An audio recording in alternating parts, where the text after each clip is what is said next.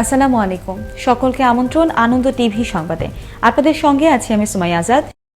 যশোরের শার্শার আমলা গ্রাম থেকে মাদক সহ আটক 4 আসামি হ্যান্ডকাপ পরা অবস্থায় পুলিশের ভ্যান থেকে পালিয়েছে। পরে 6 ঘন্টা অভিযান চালিয়ে পুলিশ গোগারসেতাই গ্রাম থেকে হ্যান্ডকাপ সহ 4 জনকে আটক করে।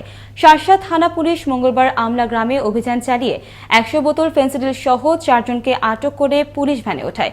4 আসামি হ্যান্ডকাপ সহ মাঝপথে পুলিশ ভ্যান থেকে লাফিয়ে পালিয়ে যায়। পরে সীমান্তবর্তী বিভিন্ন স্থানে অভিযান চালিয়ে তাদের আটক করা হয়। গণধর্ষণের অভিযোগে 8 আসামির মধ্যে 7 জনকে গ্রেফতার করেছে চান্দিনা থানা পুলিশ। ঘটনায় জানা যায়, শাহিদা বেগম নামের এক মহিলার সাবেক প্রেমিক সুমন মিয়া ওই মিথ্যা কথা বলে ডেকে নিয়ে 8 জন গণধর্ষণ করে। পরে শাহিদা বেগম বাদী হয়ে 8 জনের নামে মামলা করলে সোমবার পুলিশ 7 জনকে গ্রেফতার করে।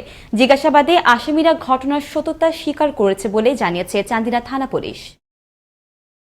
সোমবার দুপুরে টঙ্গী ঘোড়াশাল সড়কের চড়াখোলা এলাকায় একটি বৈদ্যুতিক খুঁটির সাথে একটি কাভার্ড ভ্যানে ধাক্কা লাগে। এতে ওই খুঁটিটি নড়ে চলে যায়। দুপুরে সড়কে চলাচলকারী পিকআপ ভ্যানের ওপর ওই খুঁটিটি ভেঙে পড়লে পিকআপ ভ্যানটি ছিটকে পাশের খাদে পড়ে যায়। এতে ঘটনাস্থলে চালক তারেক হোসেন মারা যায়। রংপুরে গত বছরের মতো এবারও সেপ্টেম্বরে পেঁয়াজের বাজারে দেখা দিয়েছে অস্থিরতা। সপ্তাহের ব্যবধানে 35 টাকা কেজির দেশি পেঁয়াজ বিক্রি হচ্ছে 55 থেকে 60 টাকায়। আমদানি করা 25 টাকা কেজির পেঁয়াজ বর্তমানে বিক্রি হচ্ছে 50 টাকায়। ফলে আতঙ্কিত ভোক্তা সাধারণ। স্বস্তি নেই শাকসবজিতেও। রংপুর থেকে মাহফুজ আলম প্রিন্সের পাঠানো তথ্য ভিডিও চিত্রে ডেস্ক রিপোর্ট।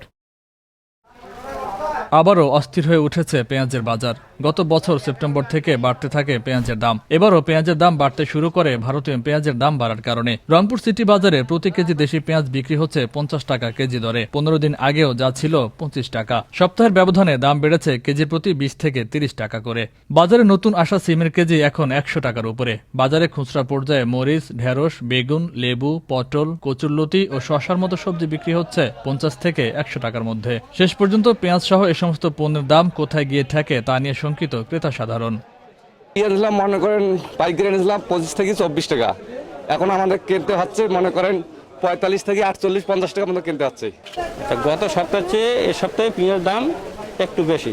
বাজার মনিটরিং চাই, সরকার যেন বাজার মনিটরিং করে। পেঁয়াজের দাম গত সপ্তাহে ছিল 26 টাকা, এখন 50 টাকা আজকে বাজারে। গত সপ্তাহের চেয়ে এই সপ্তাহে বাজার মূল্য একটু বেশি, তবে সরকার যদি নিয়মিত পর্যবেক্ষণ করে এবং বাজার তদারকি করে তাহলে হয়তো এই দামটা নিয়ন্ত্রণ আনা সম্ভব হবে। ব্যবসায়ীরা বলছেন সরবরাহ কমে আসার প্রভাব পড়েছে দামেও।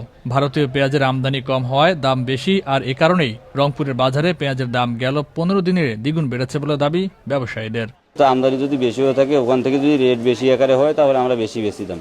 তো সরকার যদি মনিটরিং হেলিপোর্ট বা ভোমরা পোর্ট এই পোর্টগুলোতে করে সাধারণত, তাহলে পোর্টে যদি রেট কমে যায় তাহলে আমরা স্বাভাবিকভাবে রেট কমিয়ে বেচবো।